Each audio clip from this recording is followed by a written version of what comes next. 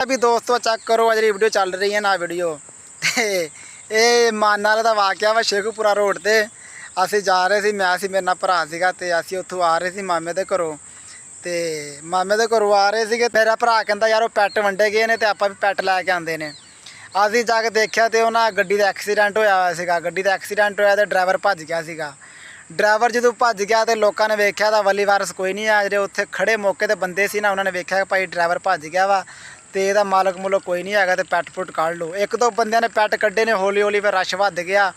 किन्नी वाम आई PAT put लैके चल गई इत्थों। इन्होंने उत्थे बंदे ना होने का इन्ना फायदा उठाया कि यार यदा कोई ख्याल नहीं किया चलो एक्सीडेंट हो गया एक्सीडेंट होंदे रहंदे ने गड्डियां च। वो बंदा डर तो भज गया कि यार सानू छित्तर ना पेण इत्थे जिच ओहदी गड्डी वजी सी ना ओहदी हालत जरा तशवीशनाक सीगी। ओनू हॉस्पिटल लै गए सीगे टाइमों टाइम तो ड्राइवर ना मौके तो फरार हो गया तो जी अपनी आवाम हैगी पाकिस्तानी ये सारे पैट पुट लै गए ना इत्थों निकल गई है। पैट पुट लैके कोई जा रहे हैं सियाने सियाणियां माइयां सियाने सियाने बंदे जड़े ना पैट पुट लैके ना वीडियो मैं बाद चों बनाई पहले देखो किन्नी गड्डी भरी सी सारी गैप हो गई है इत्थों। तो कल मैं ये कर रहा सीगा सानू सही हुक्मरान मिले ने जिद्दां दी आवाम होनी है उद्दां दे हुक्मरान होने ने जेड़े बंदे बरियानियां ते 1500 ते 1000 ते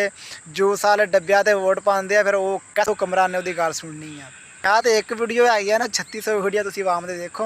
तो हासा आएगा। तो आ जाके असी गलती करते हुक्मराना की साढ़े हुक्मरान नहीं सही है सानू सही हुक्मरान टकरे ने जिद्दां दी असी आवाम होनी है ना तो उद्दां दे सानू हुक्मरान टकरे ने क्योंकि असी इन्हों जिताया वा बरियानी खाधी इन्हों को एक डब्बा खादा बरियानी का डब्बा खा के इन्हों असी फिर उपरली स्टेज पर बचाया वा 1500 लैके कई ने शर्टा लैके कई ने ट्रूजर पेंटा शर्टा लैके इदा इदा के बंदे है सी उन्होंने वोट पा के इन्हों पहुँचाया वा तो उन्होंने की काम करना वा इन्हों की किन्नी कुछ औकात होनी उन्होंने अगे बंदे टगे दे भी नहीं है जोड़े बंदे इदा के काम करते हैं ना इन्हों की कोई वैल्यू नहीं होंगी है। एक होर मजे वाली गल भी है कई दफ़ा ना फैसलाबाद इत्थे रोड के उत्ते ना रश हुंदा ना कई दफ़ा शहर दे विच एक्सीडेंट हो जाता वा जिस बंदे का एक्सीडेंट होंदा वो बहुत जख्मी होंदा वा तो कुछ बंदे ना वह मोबाइल जेबी जुबी फोल के ना मोबाइल कढ़ते हैं मोबाइल कढ़ के वो घर कॉल करने की कोशिश करते हैं लेकिन टच मोबाइल ज़्यादा पता अजकल वाम को ज़्यादा टच मोबाइल है तो टच मोबाइल लगा होंदा पैटर्न तो कॉल नहीं हो सकती उदा मोबाइल जेबी च पा लेंदे जेबी च पा के फरार हो जाते हैं।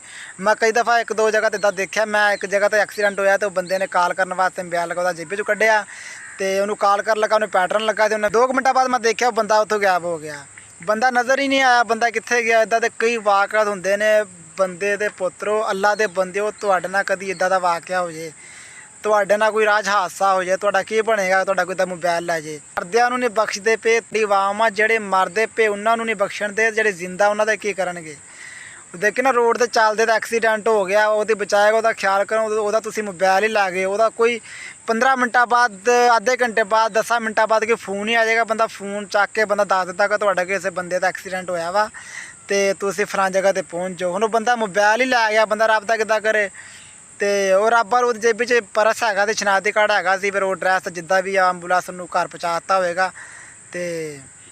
ये साढ़े हाल है ने आवाम दे पाकिस्तान दे फिर जिद्दां दी आवाम होनी फिर उद्दां दे हुक्मरान होने ने साढ़े हुक्मरान नहीं सही है फलाना तो धमकाना मैं कहना सानू सही हुक्मरान टकरे ने असी है ही ऐसे काबल है। बंदे मेरी वीडियो देखन दे ने उन्होंने भरावा अगे मेरी रिक्वेस्ट हैगी है अगर तुम सफ़र जा रहे होंदे हो तुहाडे कोल मोबाइल टच है उन्होंने पैटर्न लगा होगा इस तो इलावा तुहाडे जेबी च कोई शनाख्ती कार्ड वगैरह नहीं होंदा हैगा सही है। तुसीं कोशिश करो अपना शनाख्ती कार्ड की फोटो कापी जेबी च रखो अगर फोटो कापी भी नहीं हैगी तो तुसीं अपने घर का एड्रैस ते फोन नंबर लिख के अपनी जेबी च पाओ खुदा ना खाता रस्ते दे विच तुहाडा किते एक्सीडेंट हो जाए किसी बंदे ने तुहाडे घर राबता करना होवे किद्दां करेगा जां तो मोबाइल नूं पैटर्न ना लाओ अपने नूं की यार मोबाइल दे विच कोई 2-4 चीज़ां गंदियां होणगियां डिलीट कर दो उन्होंने मोबाइल में पैटर्न ना लाओ तुसी अपने शनाख्ती कार्ड की कापी कोल रखो कापी नहीं रखनी तो थोड़ी जी पर्ची रखो तो एड्रैस लिखो कि ताकि तुहाडा किते वाधा घाटा हुंदा वा खुदा अल्लाह ना करे तुहाडा किते एक्सीडेंट हो जाए तो तुसी अपने सही सलामत घर पहुँच जाओ तुहाडे घर किसी तरीके नाल राबता किया जाए। ओके अल्लाह हाफिज़।